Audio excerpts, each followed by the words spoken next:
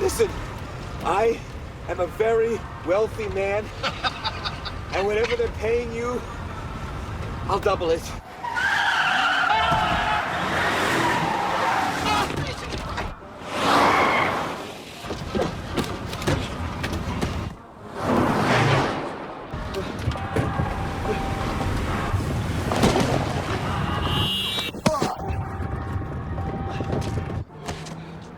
No!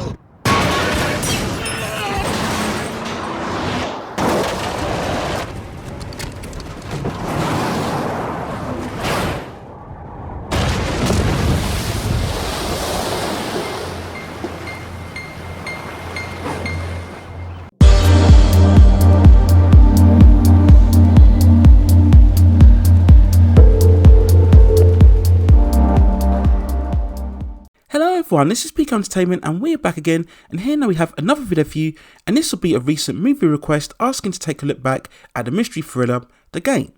Released on September the 12th, 1997, it stars Michael Douglas, Sean Penn, Deborah Kara Unger, and it was directed by David Fincher. Now the story of The Game focuses on successful investment banker Nicholas Orron, who very much lives a solitary life. Things change when he's visited by his younger brother Conrad, who buys him a birthday gift, which is a voucher to enter an experimentation game made by Consumer Recreation Services. Initially dismissing the idea, Nicholas eventually signs up, but after lengthy examinations and questionnaires, his application is rejected. Shortly afterwards, Nicholas' life suddenly starts to unravel, as strange events start to happen. Images start communicating with him via television, cameras have him under surveillance, his business becomes under threat. He meets a waitress named Christine, and the two variously find themselves under attack from various sources.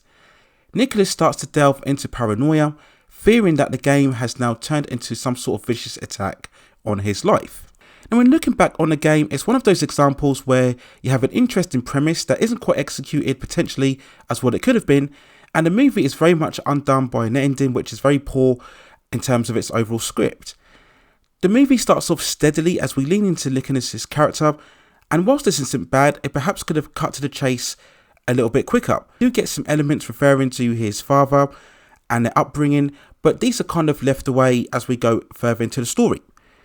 Now when Nicholas enters the game, so to speak, and events start happening around him, this is when the film picks up, and those elements of mystery and intrigue start to really kick in. You eventually get engrossed into what exactly is happening and why, and this is good for the overall film when it eventually gets to this stage. Now of course it helps having Michael Douglas in the lead, still without question today one of the all-time legendary actors from the 1980s, one of the most diverse and versatile talents within the industry. And to be honest, I wouldn't put this amongst his greatest movies or indeed his greatest performances, but he easily carries the story so reliably, and when we look at this overall role, it's very much a strange mix of two of his greatest performances when we look at Gordon Gekko from Wall Street in terms of the investment banker elements, and also later on his role as Defense from Falling Down, where we see much more of that flawed everyday personality, being frustrated and confused in terms of the society around it. Now Michael Douglas gets some welcome support from Deborah Kara Unger as the waitress Christine, but an actor of Sean Penn's calibre is rather wasted as Nicholas's brother Conrad.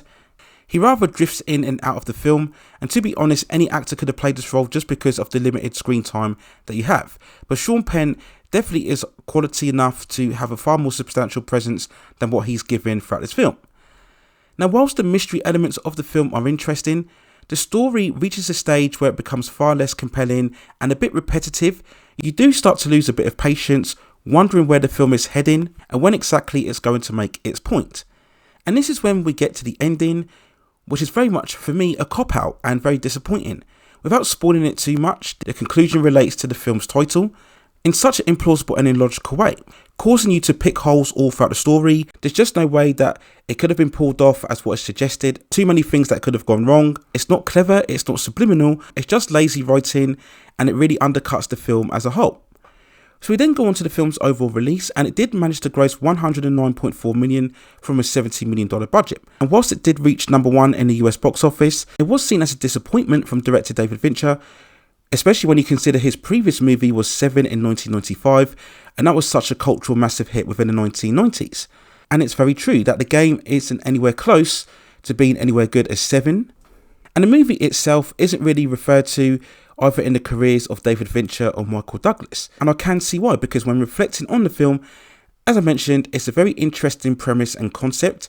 It has some very good performances, in particular from Michael Douglas. But in terms of the idea, it doesn't really quite go all the way that what it could have done in terms of its execution. And the way that the film ends really leaves you kind of flat in terms of the overall experience as to what could have been. And we could have had far more of a superior film as what we ended up getting overall. So there's my overall thoughts and feelings and quick review of the game, directed by David Fincher from 1997. Let me know what you think in the comments below.